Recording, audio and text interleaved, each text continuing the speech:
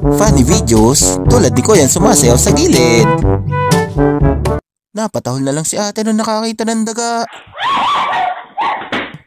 Pag sumali ka sa basketball na walang rules, ganito mangyayari. Pag sinabing screen, totoong screen ang gagamitin. Mag-ready ka na ng pambayad mong ice water.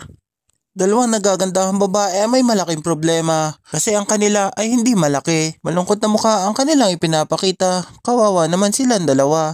Inchana. Pag isinara ay hindi bumabalik. Pag ganito ang sumali sa race, ay ang sarap sakalin. Kaso wag na lang, baka ma-minus pa ako sa langit. I-cheers na lang natin si Kuya na naka 4 wheels. Si Utoy naman ay nagkamali ng depensa. Kaya ang kanyang dalawang bola ay muntik na makita. Yung long hair ba? Babae o lalaki? Ito ang tinatawag na literal na binola. Magkano binayad sa'yo ni Kuya? Kompleto pa sa guhit yung ulo mo. Ang problema, pagkatapos kang i-dribble sa sahig na maraming beses, sasala rin pala. Para ka lang tang. Limited edition Rockly na sapatos. Sa sobrang authentic, may kasamang barbell. Sa sobrang bigat, isang sapatos pa lang, kakaangkaang ka na maglakad. Pero pwede naman tanggalin kung gusto mo. Pag di mo mapagtripan ng gising, pagtripan mo ng tulog. Sinuksok sa nguso ang takip ng soft drinks. Pagkalipas ng ilang minuto, meron ka ng anak na brats. Kala mo 10 bubuyog ang nagpamaga. Ang halik lang daw ng prinsipe ang magpapagising sa kanya. Ito naman si Kuya, nagmamadaling makapunta sa kabila. Muntik na siya makapunta sa kabilang buhay. Mami, gusto ko pagpasok ko, magustuhan ako ni Crush.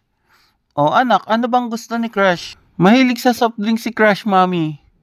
O sige, bumili ka ng soft drinks. Akong bahala sa'yo. Yan, lagi na mapapatingin sa'yo si Crush. At magugustuhan ka na rin niya. Yay, ang galing talaga ni Mami.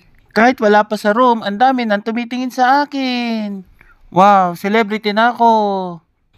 Boss, nagmamadali tayo ha. Hindi na tayo mag-i-stop over. Diyan ka na rin umihi ha. Boss, sawa na daw sa kiss cam yung mga tao. Baka may iba ka pa daw idea. Ito, mag-video tayo ng kumakain. Boss, pangkaraniwan na yun eh. Oo, alam ko pangkaraniwan na yun. Pero kakaibang gagawin natin. Pabaliktad na video ang ilalabas natin. Para kung wari, iniluluwa nila yung pagkain. Gets mo ba? Wow, ang galing mo boss, nakakadiri yun. Este, nakakatawa pala yun. Ano kaya magandang itawag natin dito? Sir, bangmuk. Kabaliktaran ng mukbang. Di ba baliktad silang kumain? Pwede sana yun, kaso baka hindi nila magets. Bangmuk. Kakaiba kasi yung salitang yun eh. Backward na kumakain ng snack. Parang ganon. Snack back kaya, sir? Alo, parang kanta yun ah. Snack back. Snake back. Ayun, sir. Snack words. Baliktad ng pagkain ng snack. Ayun, ang galing mo. Snack words. Tapos lagyan natin ng cam sa dulo. Snack words cam. Ha ha ha ha. Sige, ayun na lang. Pero sayang din yung bangmok eh. Gusto ko talaga yun. Parang mukbang. Oo nga eh, sayang.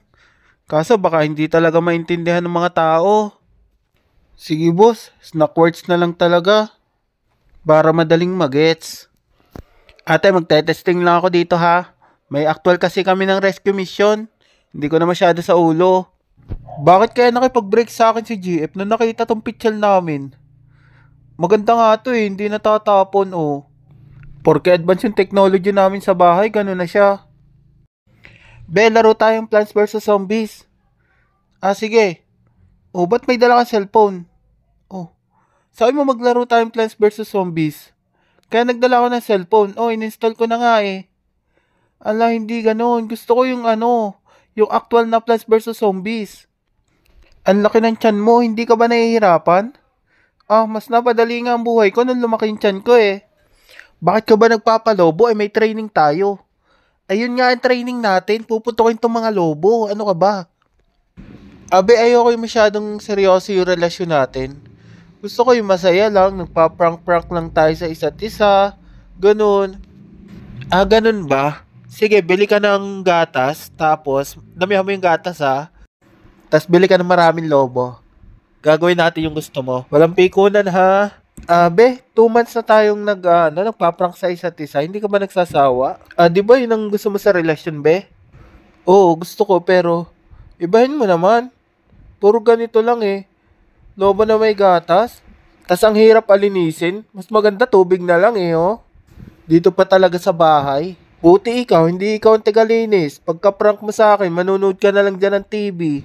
Sorry na be, wag ka naman ganon. Ubusin na lang natin yung mga natirang gatas at lobo para hindi naman sayang. Mga ilang araw pa ba yun bago maubos? Mga 1 buwang prank na lang, be. Marapit na rin yun. Diyos ko be, ayoko na. Gamitin na lang sa birthday yung mga lobo. At itapon na lang yung mga gatas at panis na rin naman. Ito naman si ate, akala ko magtitinga lang. Magpapakyut pala. Oh yeah, oh. In love ka na ba sa akin? Grabe yung napanood ko sa parade. Si Poseidon, nasira yung ulo. Grabe pala ang bahay ni ate, pwedeng pang sound effect. Tingnan mo naman. Pakinggan nyo naman. Futuristic, pwedeng gamitin sa barilan ng mga laser. I just, start sneezing.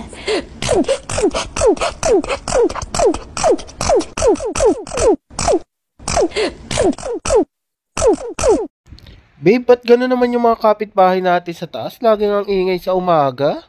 Nako, babe, ganun talaga sila. Kaya nga mura yung binigay na renta sa atin eh. Kasi maingay sa taas.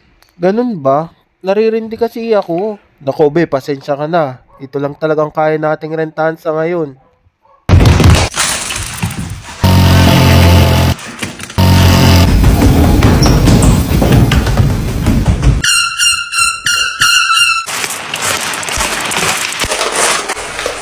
Hindi ba sila napapagod? Naku be, hindi talaga napapagod yung mga yan. Cute sana ng kanta to kaso ipinilit lang yung salitang pideya. We, hindi nga. Siya, pakinggan mo, ikaw na humusga. Teka nga picturean kita, isumbong Gigaspidia. Alam mo naman gumagamit ka, cute mo pag nag-a-addict ka. Lika nga picturean kita, isumbong Gigaspidia.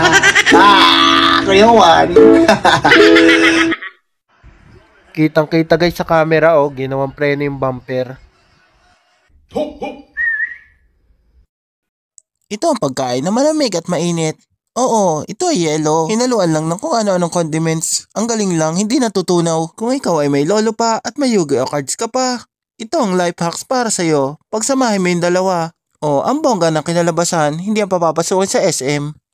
Alam nyo, masarap talagang humiga. Tulad ni kuya, nakatukod pa ang ulo nang biglang may tuko.